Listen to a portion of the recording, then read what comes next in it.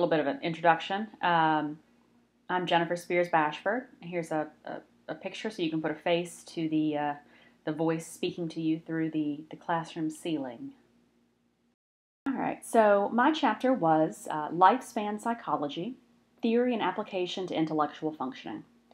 This is a major chapter from a textbook, so I'm going to try to condense 40-ish pages of theory into a 10-minute presentation. You can find more information on my outline, which is provided on Blackboard, if you have any questions about things that we skipped. So what is lifespan psychology? Basically, it's the concept that development is a dynamic and lifelong process. We are continually changing, growing, developing throughout our lifetime. We don't hit some kind of static, finite development at the age of 18, for example. There are three main goals as part of lifespan psychology. The growth, which is behaviors to reach higher levels of functioning. Maintenance, which is developing adaptation to maintain function or to return to normal functioning after a loss. And then loss regulation, which is the ability to function at a lower level. So even in positive models, even in any kind of model, we still have to be aware that there are normal losses, there's normal death, there's normal changes that we undergo as we age. I think that's a really interesting part of this in regards to gerontology, that loss regulation, being able to maintain, being able to function at a lower level, even as we're undergoing really difficult things in the aging process, is very crucial to successful aging. The allocation of resources, we allocate resources back and forth through these three goals, this process. Again, it's cyclical. These goals can be in conflict with one another. It's a really changing environment. Meta theory. Lifespan psychology is a meta theory. It's a theory about other theories, a theory that encompasses multidisciplinary ideas on the growth and development of humans. So it's important to look at these types of large theories because they help us kind of get our arms around really difficult topics, as well as topics that can be easily chalked up to common sense. They help us sort of measure these and start to put framework in place. So theory is always a good thing. It helps direct research, and then that research helps direct theory.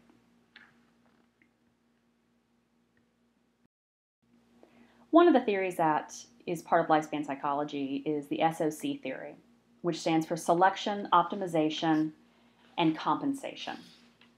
So the idea that selective development, the successful development, is the maximization of gains and the minimization of losses over time, which kind of seems like common sense.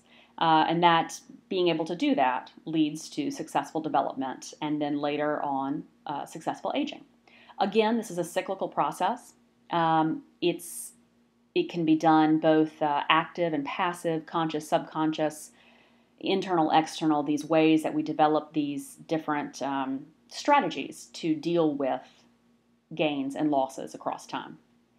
The best example the chapter gives, and I've actually heard this, you may have heard this story before, is a pianist called Arthur Rubinstein. And when Rubinstein was younger, he was known for how fast he played the piano. He was able to, play these incredibly complicated movements at a very high speed. Well, as he aged, he still wanted to play, but he had to develop strategies. He had to develop new goals, new strategies to reach those goals, and new compensations. So one of the things that he did is that he would, as he's playing at 80 years old, people would say, "How do you still play so fast?" What he would do is pick fewer pieces. So his goal was to still sound as good as he was. So he would pick fewer pieces, and he would compensate by playing the sections below the fast sections really slowly so that it sounded faster. So it's a great way that he was able to optimize his goals. So if we start with the S in the SOC, is selection of goals. His goal was to still sound fast. And of course, everyone has these individual goals. They're cultural, they're contextual. Some people believe they begin in embryonic at conception. So we're immediately imbued with certain goals just through our biological direction. Of course, we have limited individual capacity. There's time, talent, resources, age-related changes. We can't suddenly decide to go to law school and then decide to go to med school and then decide to go to do all sorts of other things. And you can't expect to be an expert in all of those things. We do have to be realistic. So, selecting a goal, Rubinstein's goal was to still as fast. Optimizing those means, so acquiring and refining the means to achieve the goals that you're looking for, and developing resources to avoid these negative types of outcomes. And this can also be a part of personality development. So if someone, for example, grows up in a difficult childhood, they may develop some coping strategies that will then become part of their personality at a young age and follow throughout their lifetime. So I think this particular goal, this particular theory, the SOC theory, is interesting because it does look at things from a very small goal, playing the piano, all the way through to personality development. So it's an interesting to take a look at.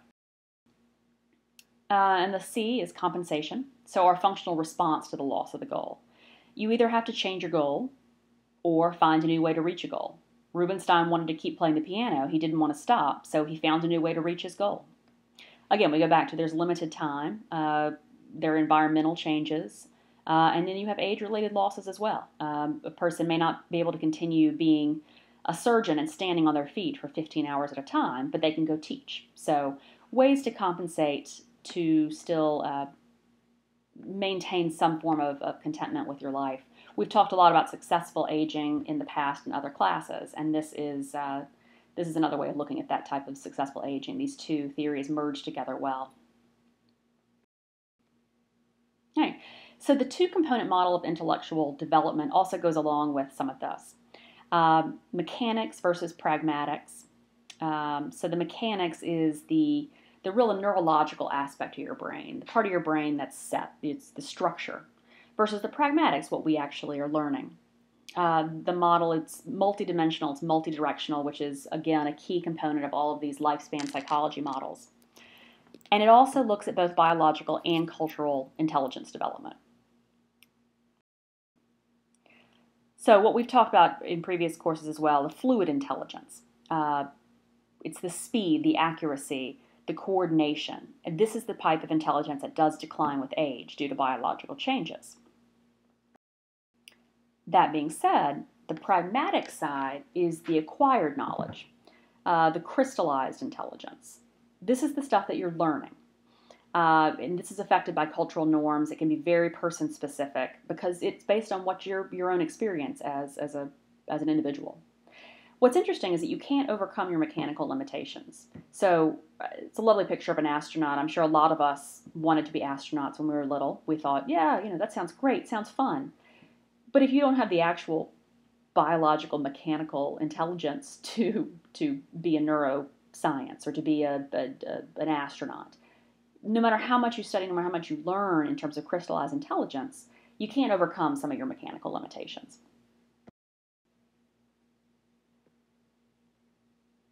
Intellectual development is also a part of lifespan psychology. Stage versus functionalist intelligence. Functionalist is a little more realistic as it says that we continue learning throughout life, which goes along with the rest of this multi-directional, constantly changing thoughts of lifespan development. My favorite sentence from the entire chapter is the concept of wisdom as a high-level heuristic about the conduct of life, it's like a grad school bumper sticker. This idea that the combination of this interdependence and the combination of the mechanics and the pragmatics and how they play off of each other is how we really develop high levels of wisdom, which wisdom is what serves us later in life, even as our mechanics might perhaps start to decline as part of a biological aging process. The pragmatic side will take over.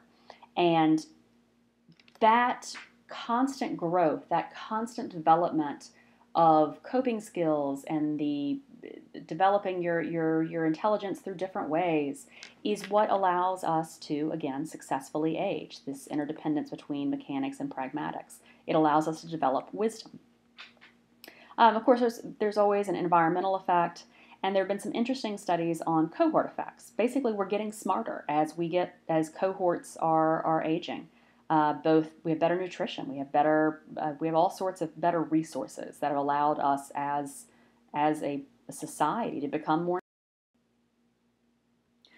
So, critiques of this theory.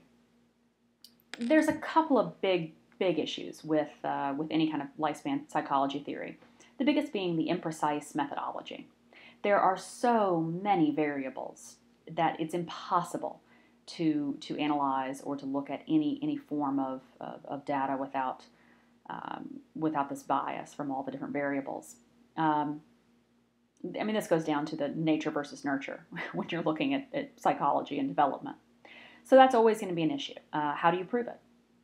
The intellect side is a good component because there's so much information, we have so much data on testing on intellect that we're able to extrapolate some information on LDP from the intellect testing, the intellect side of the theory.